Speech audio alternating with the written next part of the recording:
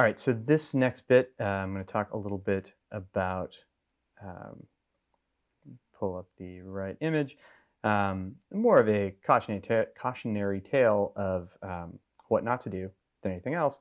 And that is, all right, so this next bit, I'm going to talk a little bit about, um, pull up the right image, more of a cautionary tale of what not to do than anything else.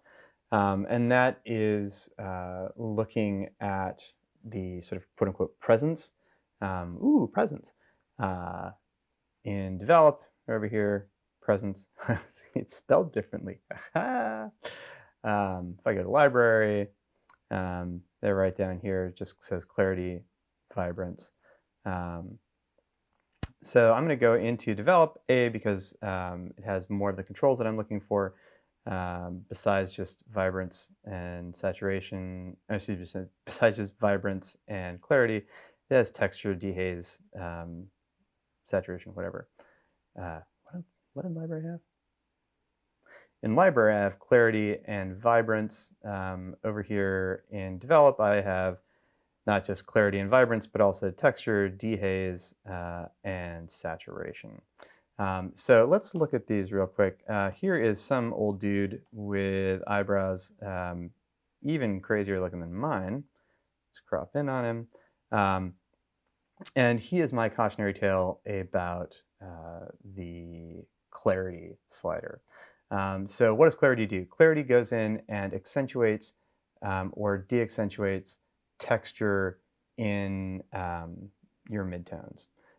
What does that really mean? It means that it makes things sort of look more crinkly or more smooth. Typically people use it for skin, and typically they use it too much. I would say do not use it at all. That would be the right choice. But if you do use it, stop. But this is what it looks like. So we'll go back in here. I go down here to my clarity slider. And if I drag it all the way up to the right, so my exposure technically hasn't really changed, but I've gotten more contrast in these sort of mid-tone areas. Right? If I go back to neutral, it just accentuates his wrinkles. If I drag it down, right, he starts to look like a wax figure. But again, right, if I look at the pores there, very hard to see the pores. Here, super, super prevalent. Original, somewhere in the middle. This is a look, right? That is certainly a like spookier, darker, a little bit more noir, like the streets of New York kind of thing, but I think it's gross. Likewise, bring it down a lot, right? That does sort of soften the picture a little bit, but also looks terrible. You can see that a little bit more if I go to this image of snow. All right, so let's go in 1 to 1. If I have the snow, right, there's a little bit of texture to it, a little bit of light, a little bit of dark.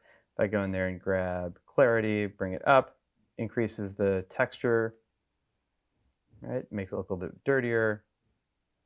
If you hear a thumping noise, that is my children doing PE in virtual school. If you don't hear a thumping noise, ignore what I just said.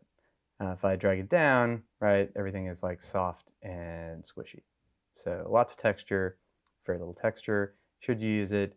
No, you should not. Last thing, also something you should not do, is vibrance and saturation. If we are in the library tab, right, we have clarity right there, and we only have vibrance. If I go to develop, I have both vibrance and saturation. And I'll do it here in develop so that we can see a little bit of what the difference is. Saturation, right, if I pull that up, all the colors get more saturated, right? They become less gray, they become more intense, right? So if I have a green, it becomes very, very, very green with very little like neutrality to it. And with saturation, it does it for everything, right? Sort of like the way exposure makes everything lighter or darker, saturation makes everything more intense, or if I drag saturation down, it makes everything less intense, resulting in a black and white image. Vibrance, on the other hand, if I drag vibrance up, if we look at this dude disdainfully staring at the people in the car over here, when I drag vibrance all the way up, all the way down, or I guess just back to neutral. So drag it all the way up, back down, right? We can see his blazer gets more blue, the car gets more blue. If we look at these postcards, they're more intense, this is more intense. But his skin tone, their skin tone, stays essentially neutral. So Vibrance is going to take things that already have an intense color and boost that, right? So if I had like, a bright orange lipstick, that would get very bright. If I had bright blue hair, that would get very bright. If I'm wearing a very slightly salmon colored shirt, will be essentially unchanged. So that's the advantage of Vibrance, is it boosts your colors and tries to avoid boosting your skin tone. Obviously, different people have different skin tones. Different lighting will give you different casts to those skin tones. Generally speaking, don't do it at all. But if you are going to try to boost your color, Vibrance is going to be a better place to do it than Saturation, where here we can see he now has a bright orange face, in addition to having that blue blazer, right? Neutral, boost, right? You can see how carroty his face gets. So that's Saturation versus Vibrance, which leaves his face mostly alone. So that's Vibrance / Saturation and Clarity. I recommend not to use them. They look stupid and cliched.